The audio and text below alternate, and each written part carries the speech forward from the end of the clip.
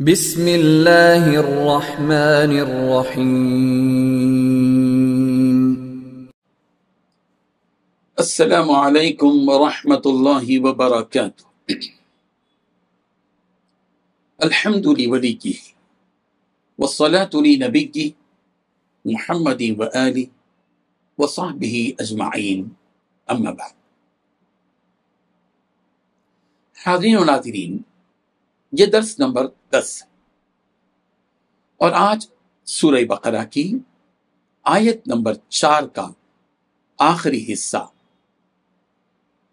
اس کی تلاوت کی جائے گی اور اس کی تشریح کی جائے گی۔ اعوذ باللہ من الشیطان الرجیم، بسم اللہ الرحمن الرحیم، وَبِالْآخِرَةِ هُمْ يُوقِنُونَ، صدق اللہ العظیم۔ لفظی ترجمہ یوں ہے، وَبِالْآخِرَةِ، اور آخرت پر، ہم یوقنون، وہ سب یقین رکھتے ہیں۔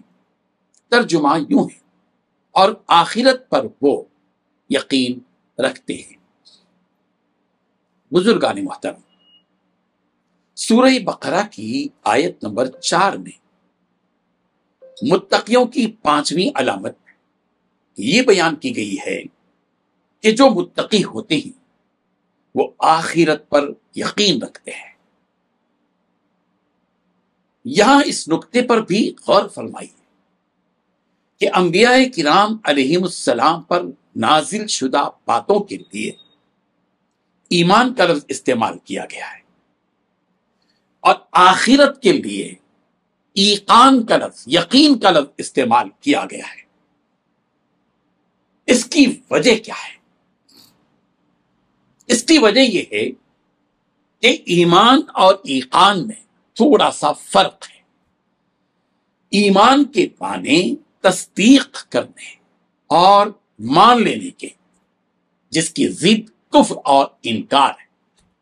ایمان کی ضد کفر ہے، انکار ہے، اور ایمان کے معنی مان لینا، یقین، ایمان لانا، مان لینا، اور ایقان کے معنی یقین کرنے کے ہیں، جس کی ضد شک اور گمان ہے۔ اسی لیے اللہ تبارک و تعالیٰ نے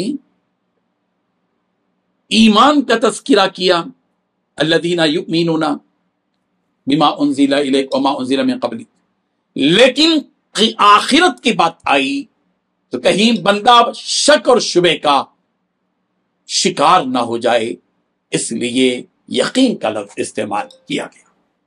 قیامت کے دن رب ذوالجلال کی ملاقات کے لیے سورہ رات کی آیت نمبر 2 میں یقین کا لفظ استعمال کیا گیا ہے، لعلکم بلقاء ربکم توقنون۔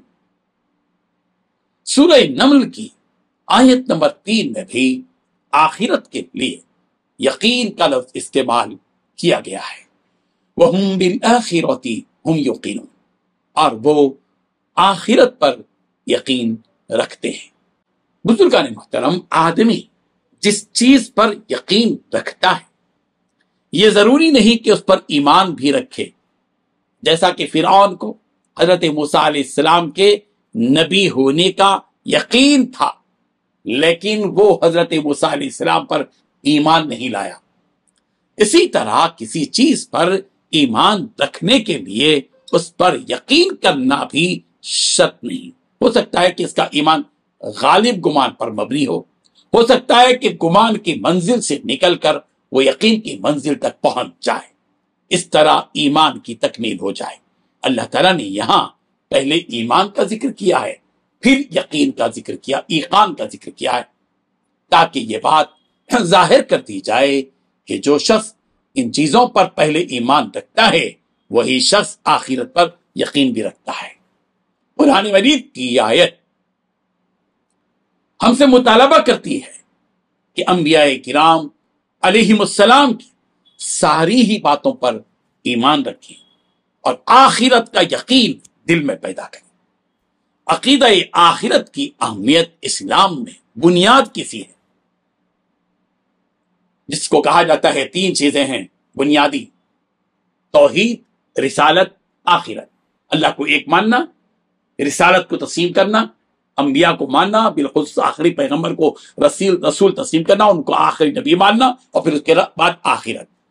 اسی آخرت کے عقیدے کی بنیاد پر نیکیوں کے حصول کی تمنا اور جنت میں داخل ہونے کی آرزو دلوں میں بسی ہوئی ہوتی ہے۔ اگر آدمی کے دل میں آخرت کا یقین نہ ہو تو ظاہر بات ہے کہ اس کو جنت اور دوزخ، نہ جنت کا شوق پیدا ہوگا، نہ آخرت کا خوف، نہ دوزخ کا خوف پیدا ہوگا۔ اسی لیے آخرت سے متعلق یقین یہ بنیاد ہے۔ جب آدمی میں آخرت کا یقین ہوگا، مرنے کے بعد جی اٹھنے کا یقین ہوگا، اس بات کا یقین ہوگا کہ اللہ تبارک و تعالی اس دنیا کے فنا ہونے کے بعد ایک دور شروع کریں گے آخرت کا، دار آخرت کا تصور، یوم آخرت کا تصور۔ اس یقین کی وجہ سے، اس تصور کی وجہ سے آدمی میں نیکی کا شوق پیدا ہوتا ہے، بھلائیوں کا شوق پیدا ہوتا ہے، تقوی کی کیفیت پیدا ہوتی ہے، گناہوں سے بچنے کا آدمی میں جذبہ پیدا ہوتا ہے، کیونکہ اس کو جنت چاہیے، کیونکہ اس کو دوزخ سے بچنا چاہیے۔ اسی لیے آخرت کا صرف جاننا کافی نہیں ہے، بلکہ آخرت کو ماننا اور اس پر پختہ یقین کرنا بھی ضروری ہے۔ بزرگان محترم، آخرت کے سلسلے میں آخرت کا تذکرہ قرآن مجید کی مختلف آیات میں موجود ہے۔ سورہ بقرہ کی آیت نمبر 86 میں ہے، اولئک الذین اشتروا الحیات الدنیا بالآخرہ، وہی وہ لوگ ہیں جنہوں نے دنیا کی زندگی کو آخرت کے مقابلے میں خرید لیا۔ اور سورہ بقرہ کی آیت نمبر 102 میں ہے، وَلَقَدْ عَلِمُوا لَمَنِ اشْتَرَاهُ مَا لَهُ فِي الْآخِرَةِ مِنْ خَلَاقٍ۔ سورہ آل عمران کی آیت نمبر 22 میں ہے، اولئک الذین حبطت اعمالهم فی الدنیا والآخرہ۔ سورہ آل عمران کی آیت نمبر 45 میں ہے، وجیہا فی الدنیا والآخرہ ومن المقربین۔ سورہ نساء کی آیت نمبر 134 میں ہے، من کان یرید ثواب الدنیا فعند اللہ ثواب الدنیا والآخرہ۔